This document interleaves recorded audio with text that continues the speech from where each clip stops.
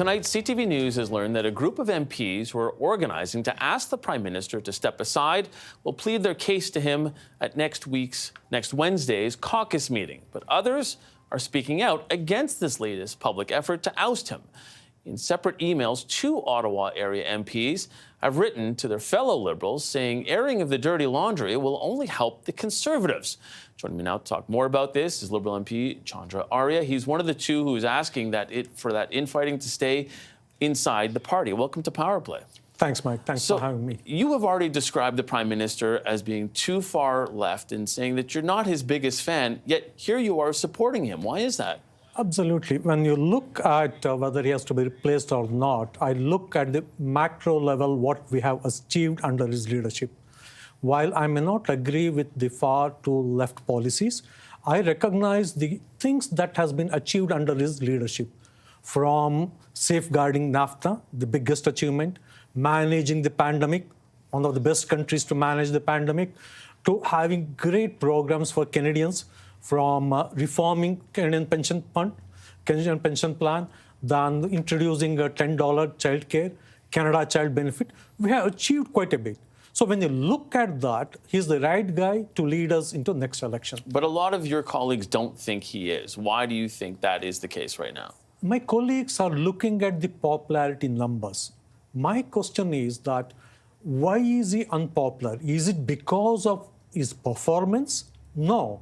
He is unpopular because of the cost of living concerns that the Canadians, the pain and the anger Canadians feel for the last 2-3 years. That is real. But when you look at his performance, I ask myself this question. Why is he unpopular? Why the perception is not good for Trudeau? Well, he has achieved a lot of great things for Canadians. Why is that? So the answer is that he's not unpopular because of his achievement. He's unpopular because of certain things that are not under his control. But your colleagues think that they can't win the next election with him. Do you think that Prime Minister Justin Trudeau can win the next election for the Liberals? Absolutely. Because right now, today, I agree the poll numbers are not in our favor. But the last 2 years has been the same case. The inflation was high, the interest rates went up, the cost of living was high, the consumer confidence was low, the Canadians were feeling pain, they were angry. Hence, we were lagging behind in the polls. But the last 2 years' effort have just started yielding fruits now. The inflation has come down to 1.6%. Interest rate is going down. In fact, on October 23rd, I expect it to go down by another 0.5%. But do you think that Canadians will give him credit for that and believe that he is still the right person? Or do you think that Canadian sentiment has now passed him by? Now, the improving economic conditions on their own will not get us back to government. However, the improving economic conditions will allow Canadians to be receptive, at least to listen to what we have achieved, our story, what is that we are bringing to the table now, and at least, when the campaign starts, they will be receptive enough that we can persuade them. One of the things that the Prime Minister has been dealing with, and especially today, has been foreign interference. That has been on his plate. At the inquiry, he spoke about how Canadian officials have asked for cooperation of Indian officials in the killing and the alleged killing of in their connection to the alleged connection to Hardeep Singh Nijjar, and they've been resistant. We've gone through, and seeing on your X account that in August you had met with, you visited with Prime Minister Narendra Modi. When you were there, did you bring this up with Prime Minister Modi? On this particular issue, no, but I did bring the Canada-India relations up.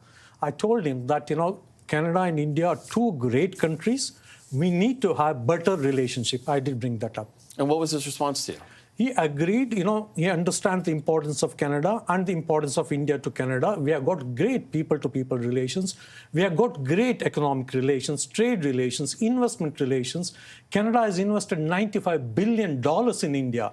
So the political relations are the problem, but other underlying relationship between Canada and India, they're quite strong. I'm curious, given how it is such an issue, and at the time when you were there, it was something that was top of mind. Why didn't you bring that up with him? I had a very short meeting. I did, as I said, bring up Canada-India relations. In fact, that was the thing we discussed with the short time meeting I had. I was not there on any official capacity. I was there as a backbench MP. Right. I wanted to ask you as well that Canada expelled 5 high-profile diplomats from our country, plus Indian High Commissioner to Canada, Sanjay Kumar Verma. It's someone that you've met on a number of occasions. Absolutely. Are you shocked at all at the accusations that are leveled against him? I'm shocked, but at the same time, I agree with the Prime Minister. We are a sovereign country. We cannot allow any other country to interfere into the domestic affairs of our country. Doesn't matter how serious that issue is, even if it's about Khalistani violent extremism, terrorism, they don't recognize national borders. So they're global. Even as important as critical issue of that, we don't want any foreign government to interfere into our affairs. Like the same way, we don't want Canada interfering into the domestic affairs of other countries. But specifically against him, against the High Commissioner, as someone who's met him on a number of occasions, were you shocked specifically at the accusations? Absolutely, on him? I was shocked. Why? Why do you think that he couldn't be involved? I mean, for me, I met people like him several times, but for me, this person has been accused. What if what our CMP and the Prime Minister have said is true, and which I believe had to take them at the face value. They are very grave accusations. So that was the shocking thing. Knowing what you know about this situation, do you think that it is in the best interest of India to cooperate and really clear the air and move forward with this relationship? Absolutely. Any problem can be solved only by dialogue. No problem can be solved if the two parties, Indo parties, are in separate rooms not talking to each other. Unless the parties talk to each other across the table, exchange information, exchange cooperation, nothing can be solved. We both have a very important thing that we have to collaborate on, that is dealing with terrorism, which is cross-border terrorism. And that's why I'm so shocked that you didn't bring it up with Prime Minister Modi. There are 100 things I want to discuss. I want to discuss about the Canadian investments there, what Canadian pension funds are investing in India, the trade relations, what Canada can supply the small modular reactors. But if something was this important, as you had just mentioned, why not bring it up when you have the opportunity? If I'm going to meet him tomorrow, I'm certainly going to bring this up. So do you have another meeting scheduled with him? No, absolutely not. I hope you'll meet him somewhere at some time. Okay, we appreciate that. Thank you so much for being with us, Liberal MP Chandra Arya.